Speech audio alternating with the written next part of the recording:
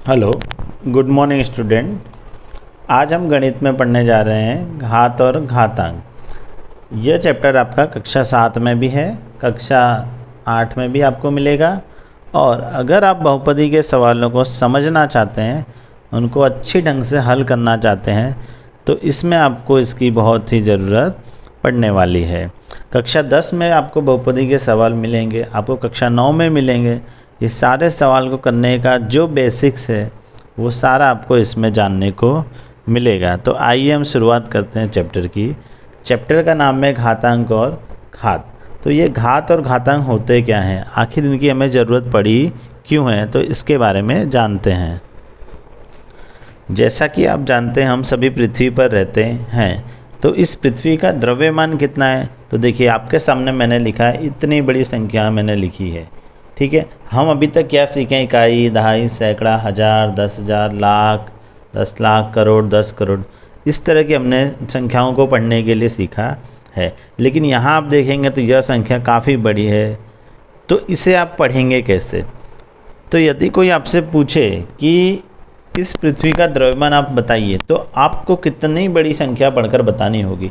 तो अगर हम इसे घात और घातांक के स्वरूप में बदल देते हैं तो यह हमारे लिए पढ़ना बहुत ही आसान हो जाता है। तो यह बदलेंगे कैसे, आइए देखते हैं। पहले हम लिखेंगे जो हमारे पास संख्या में दिया हुआ है इस तरह से। ठीक है, जो आपके पास अंक हैं शुरुआती, देखिए 597 जो हमारे पास है, तो शुरुआती 3 अंक में से हम क्या करेंगे, प्रथम अंक के बाद दशमलव लगाएंगे और बाकी के 2 अंक, वह अंक जो 0 के अलावा, तो यहाँ पे 9 और 7 है तो उसे हम लिख देंगे। इसके बाद आपके पास जितने 0 दिए गए हैं आप इसे गिन लीजिए। तो आप चाहे तो यहाँ से गिनिए, चाहे तो यहाँ से गिनिए। 1 2 3 4 5 6 7 8 9 10 11 12 13 14 15 16 17 18 19 20 21 22। अब देखिए यहाँ भी मैंने दशमलव लिया है 2 अंक के बाद, तो 22 के बाद 23 और 24। तो इसे हम इस तरह लिख सकते हैं कि 10 की घात 24। तो देखिए हमने इतनी बड़ी संख्या को कितने छोटे में लिख दिया। और इसके बाद अगर हम लिख देते हैं किलोग्राम, तो हमारी पृथ्वी का द्रव्यमान अगर कोई हमसे पूछेगा तो हम उसे क्या कहेंगे, 5.97 गुणे 10 की घात 24 किलोग्राम हमारी पृथ्वी का द्रव्यमान है। आइए अब जानते हैं इस घातांक और घात को पढ़ा कैसे जाता है। तो मान लीजिए हमारे पास 10 है, अब 10 के ऊपर 5 हम इस तरह लिखते हैं। तो इनमें हमारे पास 2 संख्या है, एक तो 10 और एक 5।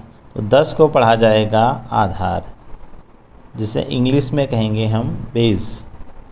और जो उस संख्या के ऊपर की ओर लिखी गई संख्या है वह है हमारा घातांक।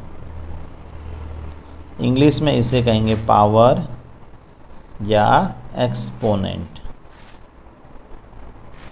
ठीक है, इतना आप समझ गए। अब बात आती है कि सर ये 10 की घात 5 ही आपने क्यों लिखा है। तो यह हमने संख्या को पढ़ने के लिए संक्षिप्त रूप दिया हुआ है। मान लीजिए अगर आपके सामने 10 गुणे 10 10 गुणे 10 गुणे 10 इस तरह 5 बार लिया है, तो आपकी वह संख्या बन जाएगी 1 लाख। ठीक है, तो अब इस 1 लाख को तो आसान से पढ़ सकते, आराम से आप पढ़ पाएंगे। मान लीजिए ये संख्या और भी बढ़िया आ रही है, तो इसे आराम से अगर आपको पढ़ना है तो आप क्या करेंगे, तो पहले काउंट कर लीजिए कि वह संख्या कितनी बार पुनरावर्तित हो रही है, उस संख्या का रिपीटेशन कितनी बार हो रहा है। तो यहाँ हमारे पास संख्या है 10, उस 10 का रिपीटेशन हो रहा है 1 2 3 4 5। तो अगर हम इसे ऐसे लिख दें तो देखिए इतनी बड़ी संख्या को हमने कितने संक्षिप्त रूप में लिख दिया। तो ये हमारा हो गया इसका संक्षिप्त नाम हो गया। अब ये 10 की घात 5 से पढ़ेंगे तो हम क्या पढ़ पाएंगे, तो हम लिखेंगे हमारी संख्या, मतलब जो हमारा जो आधार है वो 10, इसकी घात कितनी घात है ऊपर जो दिए 5, तो 10 की घात 5। तो हम इसे कैसे पढ़ेंगे, 10 की घात। अब हम कुछ उदाहरण के से समझना चाहेंगे। देखिए यहाँ पर मैंने 5 गुणे 5 गुणे 5 लिखा हुआ है, तो अगर आपको इसे घात स्वरूप में लिखना है तो कैसे लिखा जाएगा? तो सबसे पहले वह संख्या देखिए किस संख्या का बार बार पुनरावर्तन हुआ है। तो यहाँ पर आप देख रहे हैं कि 5 को हमने बार बार लिखा है गुणा के स्वरूप में। इसका मतलब कि 5 आपका बन जाएगा आधार। और इसका पुनरावर्तन कितनी बार हुआ है? तो देखिए 1 2 3, ठीक है। संख्या है 5, पुनरावर्तन हो रहा है 3 बार। तो जो 3 है वह उसका हो गया घात। और अगर इसे आप पढ़ना चाहें तो पढ़ेंगे 5 की घात 3, ठीक है। आइए दूसरा सवाल देखते हैं। अब यहाँ पर 3 को हमने गुणक स्वरूप में लिखा है 3 गुणे 3 गुणे 3 गुणे 3 गुणे 3, मतलब पुनरावर्तन किस संख्या का हो रहा है? तो 3 का बारंबार पुनरावर्तन हो रहा है। और कितनी बार पुनरावर्तन हो रहा है? आइए उससे गिनते हैं। 1 2 3 4 5 6। तो 3 का पुनरावर्तन हो रहा है 6 बार, इसीलिए 3 की घात बन गई 6। और इसे पढ़ना कैसे है? 3 की घात 6, ठीक है। दूसरा एग्जाम्पल देखिए। अब इस संख्या में यहाँ पर सवाल में 9 दिया है, तो 1 2 3 4 5, तो 9 का पुनरावर्तन कितनी बार हो रहा है? 5। तो जिस संख्या का पुनरावर्तन होता है वह आपका आधार होता है, जिसे नीचे लिखा जाएगा। और जितनी बार पुनरावर्तन हुआ वो आपका घात है, उसे उस संख्या के ऊपर लिखा जाएगा। लिखते समय ध्यान रखें कि संख्या के बराबरी में ना आए, थोड़ा सा ऊपर रहे, ताकि आधार और घात अलग अलग दिखाई पड़े। इस उदाहरण में देखिए, यहाँ हमने 2 अंक की संख्या ली है, तो 15 का यहाँ देखिए बारंबार गुणा हुआ है। तो आइए, आधार मिल गया हमको 15, और कितनी बार पुनरावर्तन है इसका? 1 2 3 4। तो 15 के ऊपर हमको लिखना है धीरे से 4। तो यहाँ अब इसे पढ़ा जाएगा 15 की घात 4। समझ गए बच्चों? तो बच्चों, हमने इस उदाहरण में क्या किया है? तो हमने दी गई संख्याओं को उनके घात स्वरूप में लिखा है। यहाँ हमें संख्या दी थी पुनरावर्तित गुणाकार के रूप में, और यहाँ हमने उस संख्या को घात स्वरूप में दर्शाया है। अब बारी आती है कि घात में कितने प्रकार होंगे। तो बच्चों, अब देखते हैं अपने घात कितने प्रकार के हो सकते। घात तो है, लेकिन सर ये घात अगर जैसे यहाँ 3 लिखा है, तो क्या यह ऋणात्मक रूप में लिखा जा सकता है? तो हाँ, क्योंकि हमारे घात के 2 प्रकार होते हैं। घात होती है धनात्मक स्वरूप में या फिर ऋणात्मक स्वरूप में।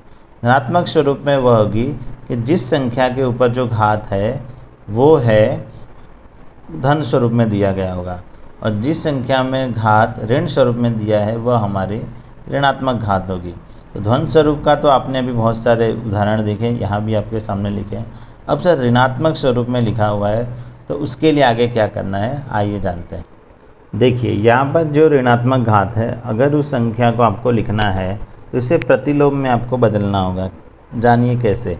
जैसे यहाँ पर लिखा है 5 की घात ऋण 3, ठीक है। तो इसका सही रूप क्या होगा? तो आप सबसे पहले क्या करिए, देखिए आपका जो आधार है वो कहाँ है, ठीक है, अंश में है या हर में है। तो देखिए 5 के नीचे बटे का निशान भी नहीं है और कोई संख्या भी नहीं है, तो हम इसे क्या मान लेंगे कि 5 ये हमारा अंश में है। तो अंश की संख्या को हम ले आएंगे हर में, और जो घात ऋण स्वरूप में है उससे ऋण का निशान हटाकर यहाँ लिखेंगे। तो इसका ऋणात्मक स्वरूप आपने जो उसे प्रतिलोम में बदला है, तो 5 की घात -3 का प्रतिलोम है 1/5 की घात 3। उसी तरह इसको अगर आपको प्रतिलोम में बदलना है तो 1/10 की घात 2।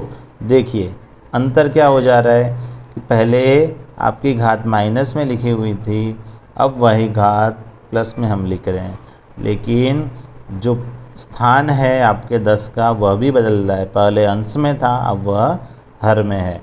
आइए इसी तरह इसको करते हैं। तो 1/16 जो घात माइनस में थी उसे हम अब यहाँ पे धन स्वरूप में लिख देंगे, ठीक है। अब बात करेंगे गुणात्मक प्रतिलोम की। तो गुणात्मक प्रतिलोम क्या होता है? तो पहले मैंने आपको दिया था कि गुणात्मक जो पुनरावर्तन स्वरूप लिखा था उसे हमने बदला था घात स्वरूप में। अब हम करेंगे गुणात्मक प्रतिलोम स्वरूप में। मान लीजिए 5 की घात 3 आपको दिया। देखिए यहाँ पे 5 की घात -3, 10 की घात -2, 16 की घात -4 आपको दिया हुआ है। अब आपको इसके गुणात्मक प्रतिलोम स्वरूप में लिखना है। तो सबसे पहले इसे प्रतिलोम में हम लेंगे। जो देखिए यहाँ हमने प्रतिलोम स्वरूप में बदल लिया है, अब इसे हम गुणात्मक स्वरूप में बदलेंगे। तो 5 की घात कितनी बार लिखी है? 3। इसका मतलब 5 का जो पुनरावर्तन करना है आपको 1/5 गुणे 1/5 यानी 3 बार आपको 1/5 गुणे 1/5 इस तरह दर्शाना। तो यह इसका हो गया गुणात्मक प्रतिलोम। ठीक है, देखिए 1/5 जो हमने बनाया था 1/5 की घात 3, ये प्रतिलोम हुआ। अब 5 की घात 3 से क्या मतलब निकल रहा है कि 5 का पुनरावर्तन 3 बार हो रहा है। ठीक है, तो उसे गुणात्मक स्वरूप में इस तरह दर्शाएंगे। उसी तरह 10 की घात -2 है, तो इसका गुणात्मक प्रतिलोम होगा। तो पहले देखिए माइनस है इसलिए 1/10। अब चूँकि 2 घात दी है इसलिए 2 बार उसे गुणक स्वरूप में दर्शाएंगे। अब यहाँ देखिए 16 है और घात -4 है, तो पहले तो आप घात को माइनस है जो उसे धन में बदल दीजिए।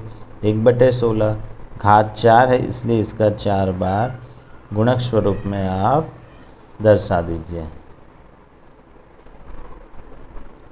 तो ये हो गया। देखिए 5 की घात -3, 10 की घात -2 का और 16 की घात -2। तो आशा है कि आप लोग समझ गए होंगे। अब मैं कुछ आपको अपने अभ्यास के लिए कुछ सवाल दे रहा हूँ, जिसे आप अपनी कॉपी में करिए। कोई भी आपको दिक्कत हो तो नीचे आप मुझे कमेंट कर सकते हैं। ठीक है, धन्यवाद मित्रों।